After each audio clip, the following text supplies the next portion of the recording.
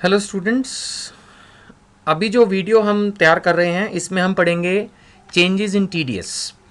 ये सीरीज़ जो मैं तैयार कर रहा हूँ छोटी छोटी वीडियोस की, इसमें हम बेसिकली असेसमेंट ईयर 15-16 के अंदर जो चेंजेस आए हैं उनको पढ़ रहे हैं।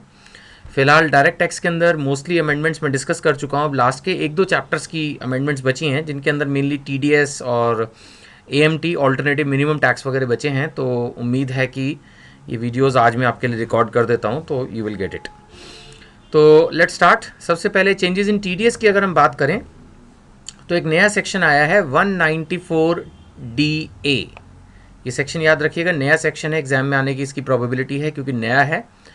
तो 194 DA जो सेक्शन है, सबसे पहले समझिएगा कि इसमें है क्या। 194 DA ये कहता है कि LIC पॉलिसी के जो मेच्योरिटी पे पैसा मिलता है, आमतौर पे तो आपको पता है कि LIC का जो पैसा मेच्योरिटी पे मिलता है वो सेक्शन 10 सब सेक्शन 10D में एग्जेम्प्ट होता है। लेकिन अगर LIC का पैसा टैक्सेबल हो, अगर LIC का पैसा टैक्सेबल हो, जैसा कीमैन इंश्योरेंस पॉलिसी में होता है, इसके अलावा और भी सिचुएशंस हैं। अगर लेटेस्ट पॉलिसीज़ की हम बात करें तो ये रिस्ट्रिक्शन है कि जो प्रीमियम है वो 10% से ज़्यादा नहीं होना चाहिए पॉलिसी अमाउंट पे। यानी अगर 5 लाख की पॉलिसी है तो उसका एनुअल प्रीमियम 50,000 से ज़्यादा नहीं होना चाहिए। अगर उससे ज़्यादा हो तो मेच्योरिटी पे जो अमाउंट मिलेगा वो टैक्सेबल होगा। कहने का मतलब है कुछ टिपिकल सिचुएशंस में LIC से जो पैसा मिलता है वो टैक्सेबल होता है। अगर वो टैक्सेबल हो और वो अमाउंट 1 लाख रुपीज़ या उससे ज़्यादा हो तो 2% TDS का प्रोविजन आया है। ठीक है, चलिए इसको लीगल लैंग्वेज में ध्यान से देखते हैं। सेक्शन 194 DA ये कहता है कि अव्वल तो पॉलिसी जो आपकी सेक्शन 1010D में एग्जेम्प्ट ही रहेगी, इसमें कोई खास बात नहीं है। लेकिन अगर वो अमाउंट टैक्सेबल हो, हमारी बात सुन में, suppose that amount is taxable, तो फिर कीमैन इंश्योरेंस पॉलिसी है जो टैक्सेबल है। अगर ऐसा कुछ हो जैसे मैंने बताया 1 लाख, तो there is a TDS of 2%, that is you have to remember.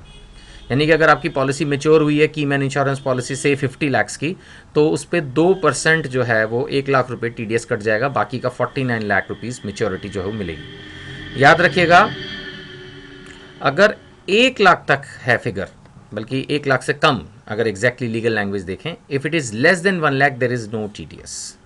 ठीक है, तो मैं इसको सिंपल लैंग्वेज में आपको समझा देता हूँ। If maturity amount of LIC policy, LIC means any other insurance company also, is taxable and amount payable for the financial year is rupees 1 lakh or more, then it is subject to TDS of 2%। जो पहला policy amount उसको मिलना है total maturity amount, उसका 2% TDS कटेगा। तो वैसे point तो इतना ही है, लेकिन एक बार हम इसमें अब ये डिस्कशन करेंगे कौन कौन सी ऐसी सिचुएशंस हैं जब ये मेच्योरिटी पे अमाउंट जो है वो टैक्सेबल होता है। एक्चुअली TDS एप्लीकेबिलिटी हम डिस्कस कर रहे हैं, तो TDS एप्लीकेबल वहीं होगा जहां अमाउंट टैक्सेबल है। आप समझ रहे हैं ना, TDS की एप्लीकेबिलिटी तो वहीं होगी जहां अमाउंट टैक्सेबल है। तो वो कौन कौन सा है? सबसे पहले कीमैन इंश्योरेंस पॉलिसी, दूसरा सेक्शन 80DD3 सबसेक्शन 3। ये क्या है? अगर असेसी का कोई रिलेटिव फिजिकली हैंडीकैप्ड हो और उसके लिए पॉलिसी ली गई हो, तो वो अमाउंट जो है वो अगर असेसी को मिल जाए, बाय द वे अगर उस रिलेटिव की डेथ पहले हो जाए, तो दैट बिकम्स टैक्सेबल। ये आपने डिडक्शंस के चैप्टर में पढ़ा हुआ है। अप्रैल 1, 2003 से पहले तो कोई ऐसी रिस्ट्रिक्शन नहीं थी, बट 2003 से 2012 तक, जैसा कि आप स्क्रीन पर भी लगी डेट्स देख पा रहे हैं, इसमें इन्होंने रिस्ट्रिक्शन लगाई थी कि जो पॉलिसी का प्रीमियम है वो 20% से ज़्यादा नहीं होना चाहिए 1 साल का। यानी अगर 10 लाख की पॉलिसी है तो प्रीमियम साल का 2 लाख से ज़्यादा नहीं होना चाहिए। अगर ऐसा है तो मेच्योरिटी अमाउंट टैक्सेबल है। टैक्सेबल है तो अब TDS है। इसी तरह से उसके बाद की पॉलिसी के लिए इन्होंने अब रिस्ट्रिक्शन 10% की कर दी। यानी कि अगर 5 लाख की पॉलिसी है तो प्रीमियम 50,000 रुपये साल से ज़्यादा नहीं होना चाहिए। अगर है तो वो अमाउंट टैक्सेबल होगा मेच्योरिटी अमाउंट, और उस पर TDS आ जाएगा 2% का। इसके अलावा लास्ट ईयर एक अमेंडमेंट आई थी कि ATC-U और DDB में जो लोग कवर हैं, यानी कि जो फिजिकली हैंडीकैप्ड हैं, ब्लाइंड हैं या कैंसर पेशेंट्स वगैरह हैं, उनके लिए ये लिमिट 10 से बढ़ा के 15% की थी। यानी उनकी पॉलिसी, जैसे सपोज अगर पॉलिसी जो है वो 1 लाख की है तो उनका प्रीमियम 15,000 तक हो सकता है, but if it is more than 15% तो उनके लिए भी टैक्सेबल है। यहाँ पर एक छोटा सा रिलैक्सेशन इन्होंने ये दिया है कि अगर डेथ बेनिफिट है, लाइफ इंश्योरेंस पॉलिसीज़ वैसे तो मेनली डेथ बेनिफिट ही होती हैं, लेकिन आजकल तो वो एक सेविंग स्कीम्स की भी बन गई हैं, तो उस पर ये TDS नहीं होगा। और अगर पॉलिसी अप्रैल 1 2003 से पहले की है, प्रायर टू अप्रैल 1 2003, और ऑर्डिनरी पॉलिसीज़ हैं अदर देन की man and ATDD sub section 3, तो उस पर भी TDS नहीं होगा। तो चलिए एक बार फिर से रिवाइज करते हैं। नया सेक्शन आया है 194DA। क्या आया है इसमें, एक बार ध्यान से सुनिएगा मेरी बात को। सबसे पहली बात यह है कि जो LIC का अमाउंट होता है, मेच्योरिटी अमाउंट होता है, वो सेक्शन 10 सब सेक्शन 10D में एग्जाम्प्ट है। जब एग्जाम्प्ट है तो TDS का मतलब ही नहीं। लेकिन 5 एग्जाम्पल ऐसे हैं जबकि अमाउंट मेच्योरिटी पे जो मिल रहा है वो टैक्सेबल है। उन सभी सिचुएशन में अगर अमाउंट 1 लाख और मोर है तो 2% TDS होगा। अब सवाल यह है कि वो 5 सिचुएशंस कौन सी हैं। पहला, कीमैन इंश्योरेंस पॉलिसी। दूसरा, अगर फिजिकली हैंडीकैप डिपेंडेंट रिलेटिव के लिए कोई पॉलिसी ली और by the way dependent relative की डेथ पहले हो जाए तो पैसा असेसी को मिलेगा, वो अमाउंट टैक्सेबल होगा, तो 2% TDS है। तीसरा, अगर पॉलिसी 2003 से 2012 के बीच में ली है और प्रीमियम अमाउंट जो है वो 20% से ज़्यादा है पॉलिसी अमाउंट के, तो अमाउंट टैक्सेबल होगा, TDS होगा।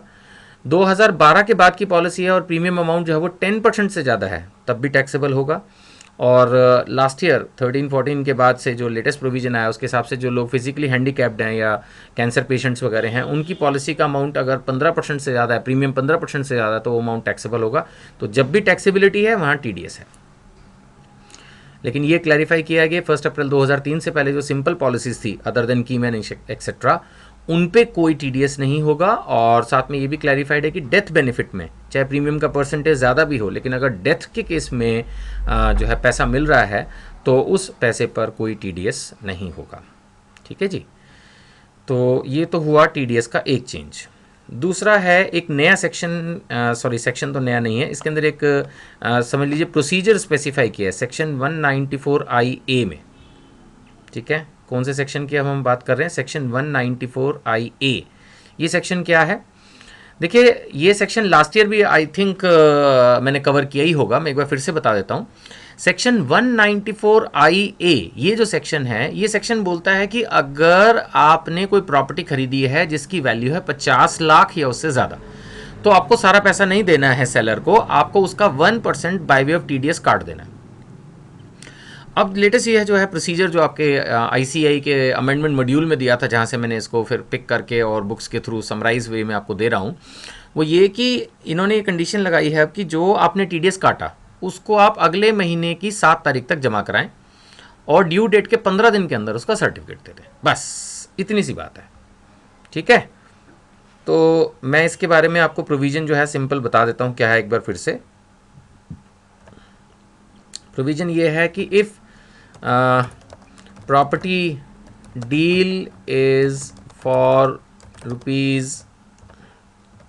₹50 lakhs or more, then 1% TDS of deal amount shall be done। ठीक है, ये हुई एक बात। दूसरी बात, ये तो हो गया भाई 1% TDS हो गया। फिर उसके बाद क्या करना है, इन नेक्स्ट मंथ या I should say by next month maximum 7th deposit TDS to government के नाम पे इन्होंने लिखा है basically I should say RBI, SBI और अथोराइज्ड बैंक। ठीक है जी, ये देना है आपको via payment and via government approved portal. जो गवर्नमेंट के सिस्टम्स बने हुए उसके हिसाब से जो पोर्टल है उस पर डाल के आपने ये पेमेंट करनी है। और विद इन 15 डेज़, ये भी रिक्वायरमेंट है, 15 दिन का सर्टिफिकेट भी देना है ना उसको, तो within 15 days of due date, यानी 7 तारीख से आप काउंट करके within 15 days of due date of deposit of TDS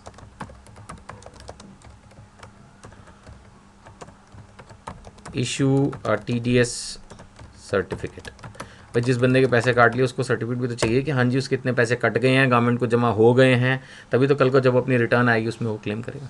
ठीक है जी, तो ये सिंपल ही है बात, यही चीज़ें यहाँ लिखी हुई हैं। फॉर्म नंबर दिया हुआ है 26QB, अगर आप याद रख सकें तो, जैसे मतलब आई डोंट सजेस्ट कि अब इसको रटो, पर ठीक है अगर याद आ जाए, मेमोरी शार्प है तो आप याद कर लें, बाकी अदरवाइज छोड़ भी सकते हैं।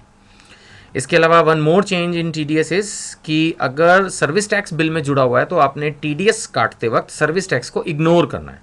यानी सपोज कोई बिल है जिसमें 2 लाख के ऊपर सर्विस टैक्स लगा है, तो जो TDS काटना है वो 2 लाख पे कैलकुलेट होगा, सर्विस टैक्स को छोड़ देना है। छोटी सी बात है। और आखिरी बात जो इसमें वीडियो में कवर कर रहा हूँ वो ये कि जो पहले लोग TDS काटते थे उनको एक TDS की स्टेटमेंट भी देनी होती थी गवर्नमेंट को, तो now they are authorise to file correction. बात आ रही समझ में? दोबारा ध्यान से सुनिए। जो आदमी TDS कर रहा है, TDS करने के बाद वो उसकी डिटेल गवर्नमेंट को सबमिट करेगा, जिसको मैं TDS स्टेटमेंट कह सकता हूँ, कुछ भी कह सकता हूँ। तो वो उसके बारे में ना, अगर माना कोई गलती हो जाए तो पहले उसकी करेक्शन के बारे में इनकम टैक्स एक्ट में कहीं प्रोविजंस नहीं थे, तो अब लेटेस्ट ये ऐड कर दिया है कि हाँ भाई, अगर आपने TDS किया है, उसमें TDS होते हुए कोई गलती हो गई तो उसकी आप करेक्शन स्टेटमेंट फाइल कर सकते हैं। ये बात अब एक्ट में दे दी है। आई पर्सनली बिलीव कि एग्जामिनेशन पॉइंट ऑफ व्यू से ये कोई ज़्यादा रेलिवेंट नहीं है।